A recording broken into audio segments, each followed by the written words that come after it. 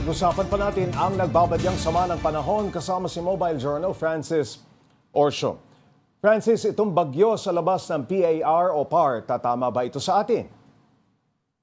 Pops Jay, sa ngayon, base sa pinakahuling track na minomonitor ngayon ng Pag-asa, hindi natin nakikita na magkakaroon ng landfall scenario itong bagyo or tropical depression na nasa labas ng PAR. Pero sinasabi nila, inaasahan makakapasok ito sa ating PAR by Thursday or Friday, at pagpasok nga niyan, yun yung nakikita natin na enhancement din ng hanging habagat na makakaranas naman ng mga malawakang pag-ulan sa ilang bahagi ng bansa. Pero sa ngayon, Pops J, base sa kanilang ulat, kaninang alas 4 lang ng hapon, sinasabi nila na dahil malawak ang kaulapan na dala nitong bagyo or tropical depression na nasa labas nga ng PAR, yung trough o extension nito ngayon nakakaapekto na sa southern Mindanao, particularly sa may Caraga region, Pops J.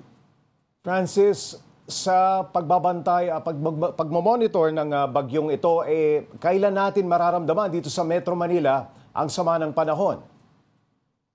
Pops J, ang una nating, sa ngayon nga, gaya nga nung sinabi ko, ay yung trough o extension nito ay nararanasan na at kumbaga nagpapaulan na yan yung extension nito ngayon sa may southern Mindanao. Pero pagpasok at paglapit nito sa ating Philippine landmass at pagpasok sa Philippine Area of Responsibility, asahan natin yung enhancement ng hanging habagat. Makakaapekto yan sa malawakang bahagi ng bansa, particularly sa may southern Luzon, sa Calabar Zone, Mimaropa, kabilang na ang Bicol Region, pati yung Metro Manila ay inaasahan natin na makakaranas din ang epekto ng habagat, kabilang na din ang malaking bahagi din ng Visayas at Mindanao. At kung lumapit pa siya sa ating bansa, syempre yung mga nasa eastern section ng Visayas at Mindanao, sila naman yung makakaranas ng malalakas na bugso ng hangin dala nitong bagyo, Pops J. Francis, kaugnay ng pagpapakawala ng tubig ng Ambuklaw at Binga Dam, meron bang mga lugar na apektado?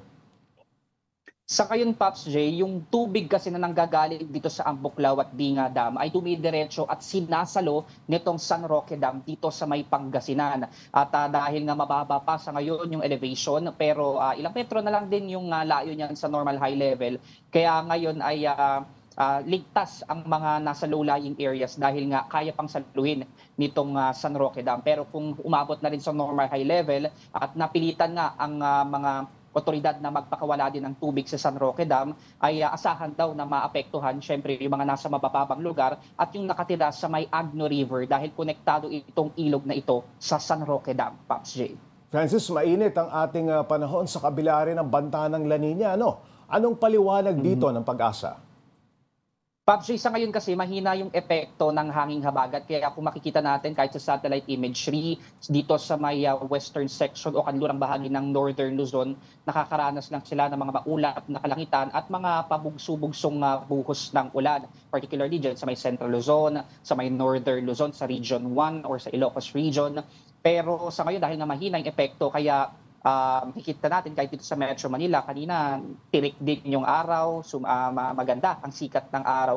Pero asahan nga natin sa mga susunod na araw, Pops J, ay itong pagpalapit ng bagyong nasa labas ng PAR ay makakaranas na tayo ng mga pag-ulan. Ayun, mararamdaman natin sa mga darating na mga araw.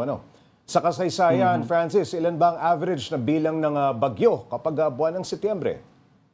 Pops J, ayon sa ulat ng Pag-asa, karaniwan tuwing buwan ng Setyembre dahil nasa panahon pa rin tayo ng typhoon season, ay inaasahan natin 2 hanggang 3 bagyo yung maaaring makaapekto. At kung ito ang tropical depression or yung bagyo na nasa labas ng PAR, kapag pumasok na sa ating bansa or pumasok na dito sa PAR, asahan natin papangalanan at bibigyan ito ng local name na Ferdy, Pops J. Alright, maraming salamat, Mobile Journal Francis Orsio.